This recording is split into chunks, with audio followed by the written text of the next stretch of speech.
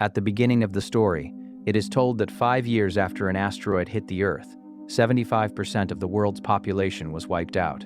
Fragments of the asteroid were still present in the environment. The air became contaminated, and the remaining radiation was still showing its effects.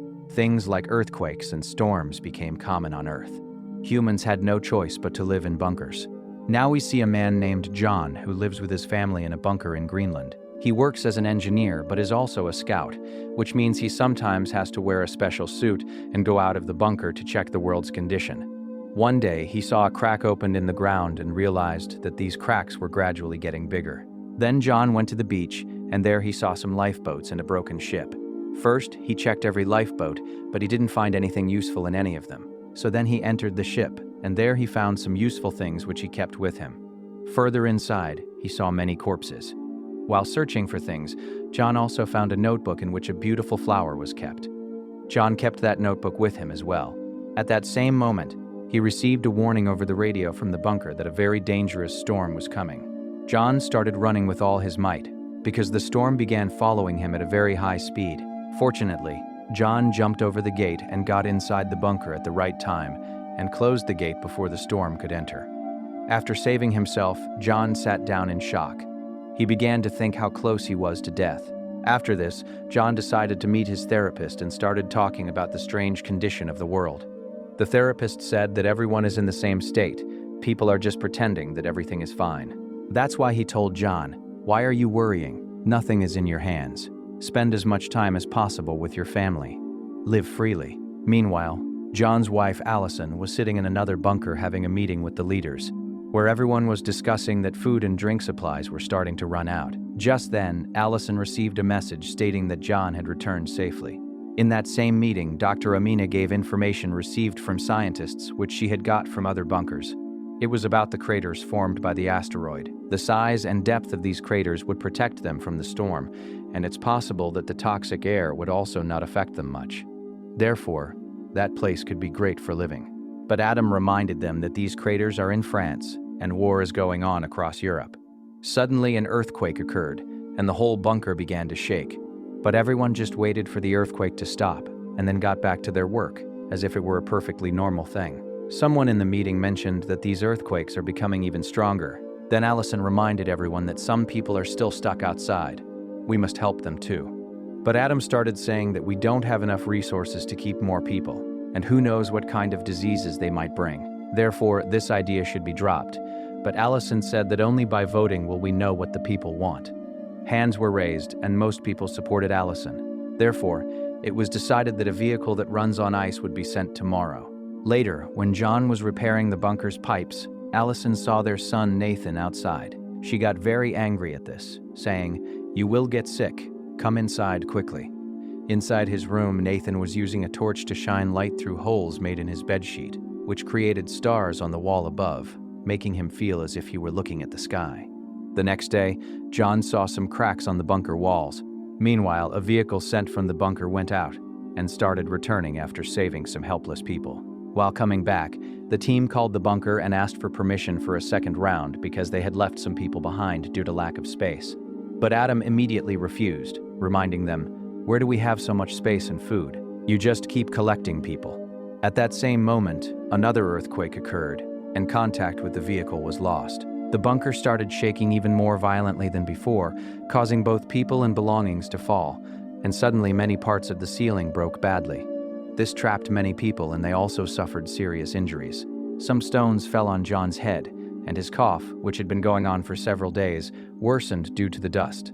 But a friend of his helped him get out of there. Then all the alarms went off and the bunker started shaking again. A sound of an explosion came from a distance. John ran toward the office so that he could save Allison. Allison was quite injured. John quickly stood her up and both set out to find their son. They found Nathan in his room wearing a mask, but still, he was having trouble breathing. John told his family to pack their belongings as quickly as possible. "Until then, I will get more masks so that they can leave this bunker." Everyone was running here and there in panic, but John still reached the lockers and brought the masks. After which Nathan started feeling a bit better, and the family prepared to head out. When the shaking of the bunker stopped, the walls also started breaking. A worried crowd gathered at the exit path, but the gate was only halfway open, and it was not possible to exit through this door. Therefore, John took his family toward the back path. Unfortunately, the back path was also broken. Having no other way, John asked his family to crawl forward. Somehow they reached near the door and John pressed the door button, but because of the heavy engine, the bunker broke even more badly. But at least they reached outside safely. Outside, there was also a heavy stampede. When water explosions started happening in the ground, both lost Nathan and ran back to find him. They saw that Nathan was helping Amina, who had fallen. They took Amina with them as well and started running toward the beach. Here, the remaining people were trying to save their lives by boarding boats. So many people gathered that one boat actually capsized, after which all those people fell into the water. Some restless and desperate people tried to take advantage of this opportunity and tried to snatch Adam's mask. Therefore, Allison and John ran to save him. But then a man pounced on John and snatched his mask. However, somehow he and Allison dragged Adam to the shore. Now only one boat was left. So John started showing his family and some people the way to quickly board it. Allison wanted to save as many people as they could. But the captain spoke up, saying there would be too much weight and the boat would sink. Therefore, they had to close the door right in people's faces out of necessity. People standing outside clung to the boat until it started moving. At that same moment, a massive wave appeared and hit the beach, taking those people away with it. John's boat also tossed violently here and there in that wave. But the captain somehow managed the boat, and they kept moving forward safely. After a while, John used a device to confirm that the air quality here is fine. Therefore, they could take off their masks. Then everyone sat down and started talking about where they should go, and because Iceland was gone, they decided that their nearest destination was England. A few hours later, the boat stopped working. But then John checked the engine and fixed it so that they could continue their journey again. When night fell, Nathan was very happy because finally he could see the stars. A few days later, the boat stopped again because it ran out of oil. Now, no one had any way out, so they left the boat to the mercy of the sea waves, hoping they would take them somewhere. After a long wait, the boat finally reached land. Everyone looked outside and was surprised when they found out they were in Liverpool. John confirmed with his device that the air here is clean, but now they would have to find a place to stay as soon as possible. But when they looked down, they found out that a part of the area had been submerged in water. John took an oar and started rowing the boat, until the boat finally hit a dry road. Everyone got off the boat and saw that the city looked completely deserted. They saw some people on the road, so they started following them and reached a place where people were somehow trying to survive. John saw that many of them looked sick. Therefore, they wouldn't be able to stay alive for many more days. John's group heard sounds of screaming. Following the sounds, they saw a crowd. Many people were making a noise outside a bunker, while some soldiers were guarding that bunker. Adam ran toward the gate and started saying that, "We are government officers of the Greenland station. Let us in." To this, the soldier said, "Show your ID." But only Allison had an ID, and she didn't want to go inside, leaving her family behind. Adam started arguing with the soldiers while the crowd became even more angry. Suddenly, a soldier shot Adam. When another person standing in the crowd tried to enter forcefully, he was also shot. The soldiers closed the gate, and the alarm started ringing. At that same moment, a storm was seen coming in the sky, and the crowd started running in panic. Amina and John's family stopped a van and asked the driver to take them to London. But the driver started asking for payment, for which John gave him his watch, worth approximately $180 USD, after which the driver agreed and the vehicle left the city at high speed. They also escaped the storm in time.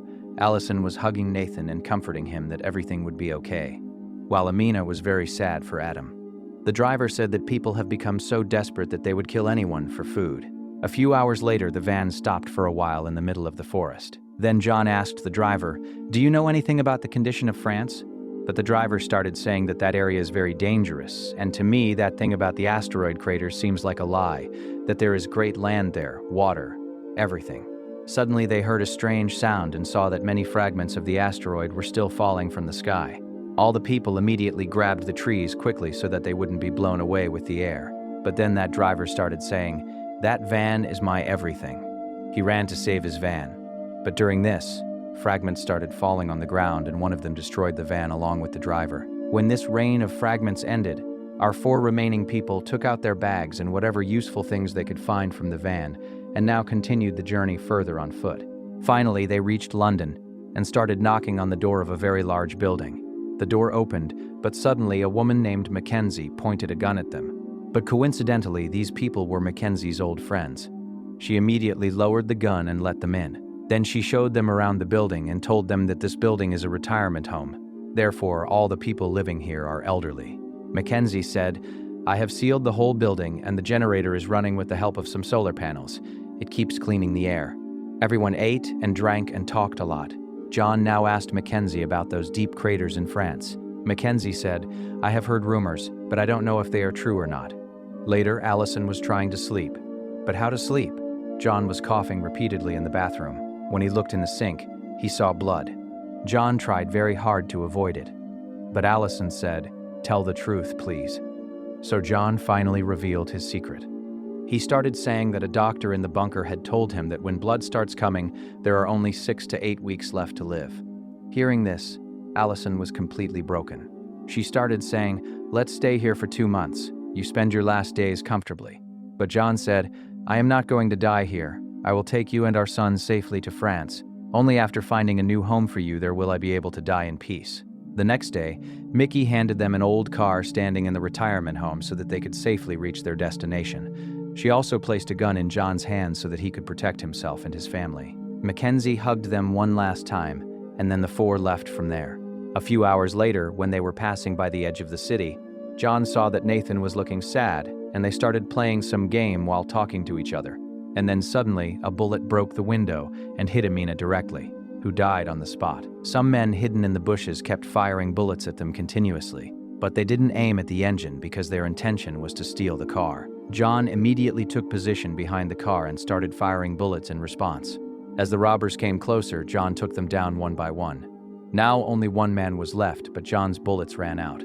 However, Allison had another gun, and she shot the last man, before he could cause them any harm. After comforting each other, they together dug a pit and buried Amina.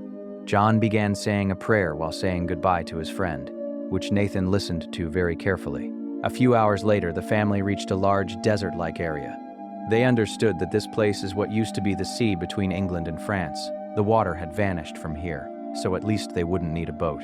On the way, they found many sea ships lying around. Going a bit further, they saw some people. On looking a bit more, they found out that there is a very large crack in the middle of the ground, and they have to go to the other side of this crack. They would have to reach there by a dangerous bridge made of ropes. Seeing this, Nathan got very scared and started saying, "I am not going there." Then John, giving him courage, went first. The whole family, slowly and very carefully, started crossing the rope. When John suddenly had a cough, he almost slipped, but he immediately composed himself. Then suddenly very strong winds started blowing and the wind shook the bridge violently. But still, everyone somehow saved themselves. Luckily, the wind stopped soon and the family kept moving forward and reached a rock in the middle. From there, 2 ladders were going to the other side. They had reached the middle of the ladders. Suddenly, a strong earthquake occurred. Luckily, none of the 3 fell. They were just about to move forward when suddenly a second earthquake came. This time, the rocks on both sides started breaking. Soon that bridge made of ropes also broke. Many people fell into the abyss and died. A man present on the other ladder saw this and got scared, and to reach the other side quickly, he pushed the man in front of him and dropped him into the abyss. But then that ladder started slipping completely. Therefore, that man jumped and leaped over Nathan. With this, the second ladder fell down into the abyss. The family held on to Nathan while that man slipped and went toward his death. Nathan was helped back up by his parents, and then somehow they crossed the ladder. Now they had no choice but to walk on foot. But no matter how much they walked, only a desolate land was visible. Then suddenly they heard the sound of a gunshot, and they saw a man named Dennis pointing a gun at them. But he lowered the gun when he realized that these people were not robbers. He took them straight to his house. In a short while, John and his family reached France. Dennis was currently living in an old factory which he powered with a car engine. Dennis introduced them to his daughter Camille and his wife. Radiation had had a bad effect on his wife. She was in a wheelchair and couldn't even speak. During dinner, Dennis found out that John's family wants to reach the craters formed by the asteroid. He warned them that that area will be very dangerous. People from all sides would be killing each other to capture the crater. Meanwhile, Camille took Nathan to her room and started showing him all her cool things. In return, Nathan also showed her that bedsheet with holes under which shining a torch shows stars in the sky. The next morning, Dennis gave John a map and started showing the least dangerous route on it. He also mentioned the name of an old friend of his in the army, who is now at a big post. Also, he gave John an old photo of himself with his friend so that they could prove they know Dennis. Maybe they would get help. Suddenly, Dennis made a request to John while crying. "Can you guys take Camille with you too? He himself wants to take his daughter to that crater, but he will have to stay here and take care of his wife." John hesitated a bit, but Allison immediately agreed. After this, Camille, saying goodbye to her parents, set out in Dennis's van with John's family. After driving for a few hours, Allison noticed that the children's mood was bad. Therefore, they decided to take a break and stop. Then John played a game with the children, which made the mood a bit better. Suddenly, they saw some vehicles on the road, and many soldiers surrounded them. Camille took the name of her father's general friend and convinced the soldiers to help them cross the area. By night, they reached a battlefield where the army was fighting some people. A soldier took them from the back so that they could pass through the forest without coming into anyone's sight. When an explosion occurred near them, they had to stop, but soon they started walking again, and then after crossing some wires, they reached an even more dangerous area. Now they had to run as fast as they could to avoid bullets and explosions. People were dying everywhere, and then the family saw a man engulfed in flames. Then the soldier with them called the bunker and told them, "I have civilians with me," and some other soldiers told them to keep moving forward. They kept providing them cover as much as possible. Moving forward, they all reached a tunnel prepared for war, where John started coughing badly and almost fell. Passing through the tunnel, they found many corpses. In the end, they reached a ladder and the soldier who came with them sent them into the forest, saying just to keep walking straight until the camp is found. In the morning, they finally reached the military camp. Camille pointed towards some mountains which were not there before, and John calculated that they had come very close to their destination. When they asked a soldier about Dennis's friend, it was found out that he is dead, and now these soldiers are not interested in helping them. So John told them, "I have only a few days left, brother. I just want to save my family." A man took pity on them and gave them space in his bus. John's family and some other people sat in the bus which would take them to their destination, but the journey stopped due to an explosion on the way. Suddenly, the bus was surrounded by some robbers. For this, a soldier came out to fight, but the robbers shot him immediately. Then a thug also killed the driver and forced everyone to get off the bus. John sent his family outside but stayed behind himself so that he could pounce on that robber. Hearing the sound, when another robber outside tried to go inside. Just then, the sound of 2 gunshots came from inside the bus. John came out with a gun in his hand and everyone became happy. But John had also been shot. Everyone sat in the bus. Nathan kept pressure on John's wound while Allison drove the bus. In a short while, they reached the peak of a newly formed mountain, and the family kept carrying John until they saw their destination. All the rumors turned out to be true. This crater formed by the asteroid was an extremely beautiful place, where there was fertile land. There was no pollution. This is a perfect place to start a new life. At that same moment, John fell and his family surrounded him from all sides, to say goodbye one last time before his death. Everyone started crying bitterly at John's death. And finally, Nathan said the same prayer for his father which he had heard before. If you liked the video, then like it. Subscribe to the channel. See you in the next video.